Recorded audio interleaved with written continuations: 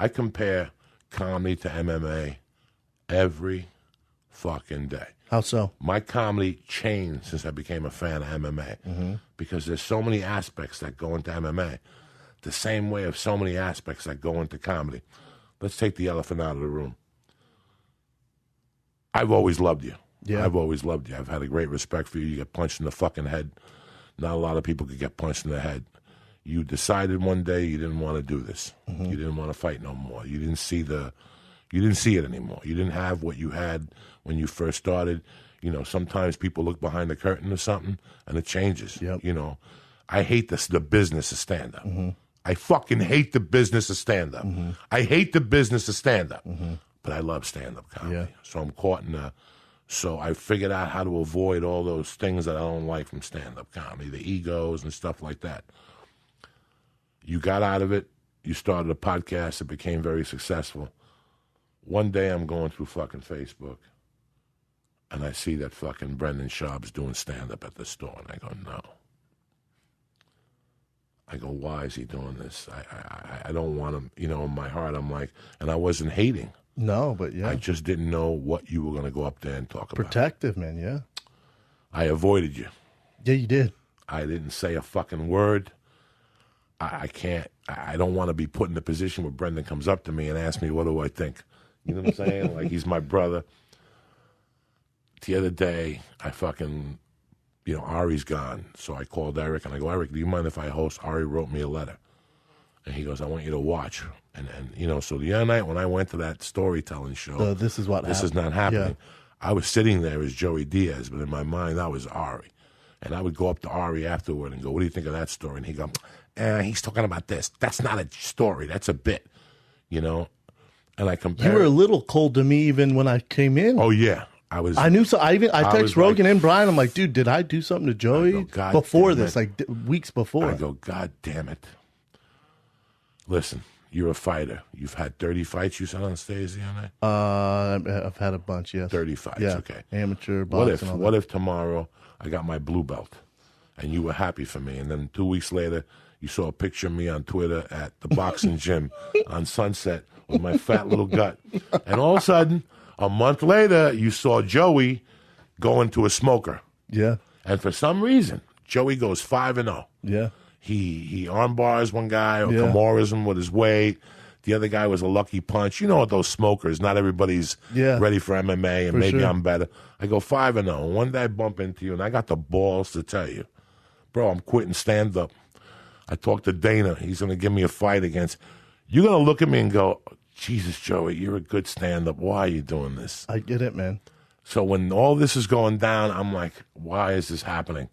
I like him on the podcast. I'm sitting there, and you went on stage, and more, every fucking 2 minutes, I fell in love with you more. I thought you were going to go up there and tell a story about UFC pussy and fucking protein stinky pussy or something.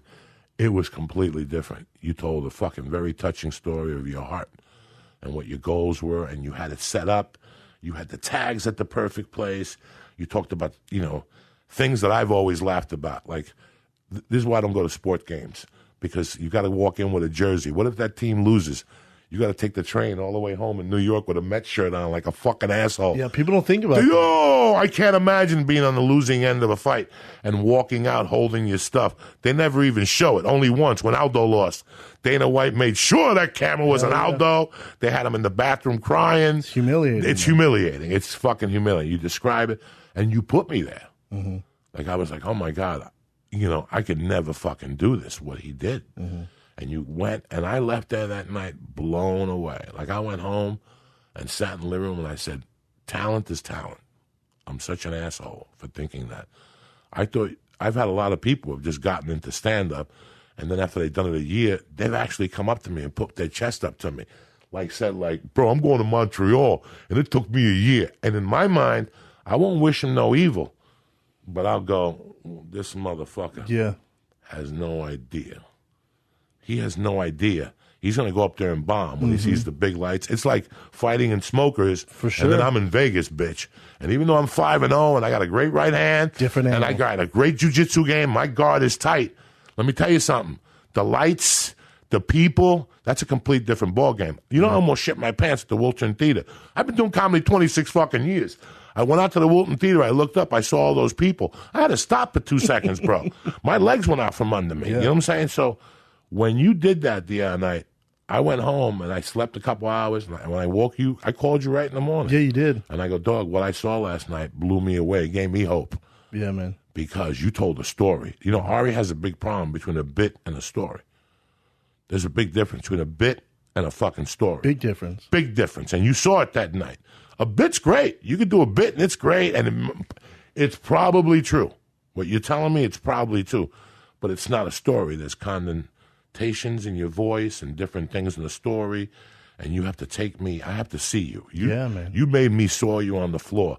I almost fainted thinking about the booger and the red blood all on the floor while you were grobbering. Yeah. So you took me for a psychological journey, and that psychological journey was so good that it made me drive to Playa del Rey to see my brother and give him props. You're like the best, a motherfucker. Man. You're the fucking and best. I mean that from my heart. So I just wanted to draw the correlation for you. What if at 35 I get a blue belt and all of a sudden I'm walking around with tap-out gear and you're like, oh, he doesn't know. No, and I get 100%, and I obviously have a thick skin to it, and I expect it, to be honest. Even, you know, with Rogan, you, Callan, D'Elia, everyone, I get it, man. I get it, and there's a, you know, I don't know what to say. I was talking last night with the owner of the Comedy Store. He goes, man, you sold out La Jolla already. I went, yeah, I have no business doing that.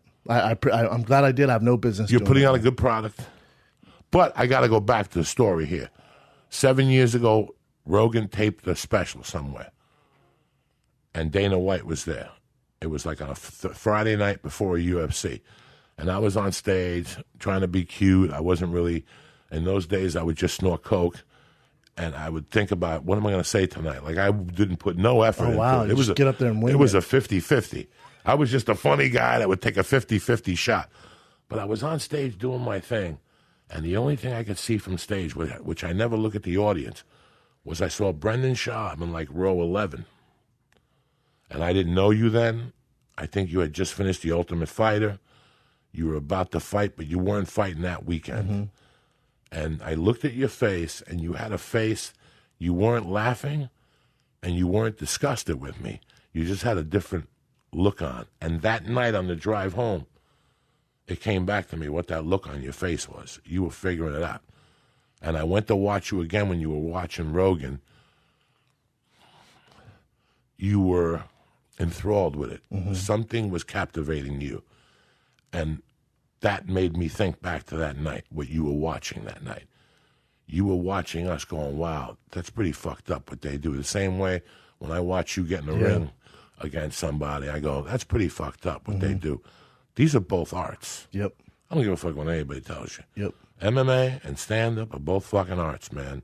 I consider you an artist just like me. And MMA, when you fight 5 or 6 times and I see the breakdown and it's Brendan going, well, you know, I'm not worried about his jiu-jitsu game because my hand is right here. That guy's going to lose because he didn't evolve between training camps. Yeah. He didn't go to a Muay Thai place and go, let me just learn Muay Thai.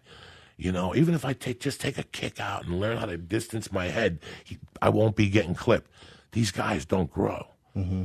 So from watching MMA, I learned what I had to do to grow in between training camps. You always got to be learning. Doesn't mean you have to be writing. You have to be experiencing different things, I think. Different perspectives. Different perspectives. So even though you have a great jiu-jitsu teacher in the Gracie brothers, you know what? I'm going to go hang out with Cabrinha for 3 months. Yeah. He trains Verdum. He's got to be doing fucking something right, okay? Yeah. He trains Verdum. Yeah. He's got to be doing something fucking right, okay? Yeah. Well, that's where Verdum works out. I'm not saying that he trains there. Mm-hmm. You know, if you know, I got to go back to GSP. GSP grew every time I saw him in the ring. He refused not to grow. I'm not promoting the fight with him and Bisbee. I'm just making a statement. You don't like the fight? No, I like the fight. I don't know what he's going to look like after 2 years. 4 years. 4 years. That's a big growth spurt. But what I'm saying is GSP was one guy that I was not surprised I was a champion.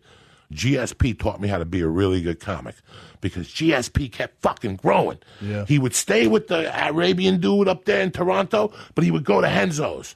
You know, he would go to that black dude in the village and kickbox. Yep, he would go to some wrestling camp. He would go to gymnastics. Yeah. You'd see him on fucking rings. What does rings have to do with kicking somebody in the fucking head? What is it hanging from rings? He became champion. Yeah, he always was fresh. And this is what you got to do. You got to, you know, I go to acupuncture. I fucking, you know, I go to jiu-jitsu, but I do the mobility class, the tactical fitness. Do I look like a cop to you? Do I look like I'm going to fight to you? But you got to prepare to get old. So the tactical fitness works. You got to grow in between fights. Do you hang out with a lot of other comics? You guys bounce ideas? I'm sure they're not really. No. You know, we go through slumps. Creativity has slumps. That's why when your creativity fails, you have to go get entertained. You got to mix it up. Next time you can't write, Joey, I don't know what's going on. Shut the fuck up. Go smoke a joint. Creep into the comedy store. Don't let nobody see you. Don't even talk to nobody and sit in the back and watch 6 or 7 comics. Something that you wouldn't do. What would you do to get entertained? You put on Bellator on Friday. No. Yeah. No, that's not gonna. That's not creative. Step out. Take your wife to a play at that Gilmore fucking theater. Who gives a fuck? Yeah. Well, Joey, I don't like plays. That's not the point. Mm-hmm. The point is that you went and you experienced something else, and you're like, wow. From that experience, I could create from a different angle. That makes sense. It really does. And Paul Mooney told me that, one of the greatest writers of all time. He wrote for Richard Pryor. He wrote for Sanford and Son. I went up to him one day. I said, I'm in a slump. No worries. Mix it up. Mix it up. Go get entertained.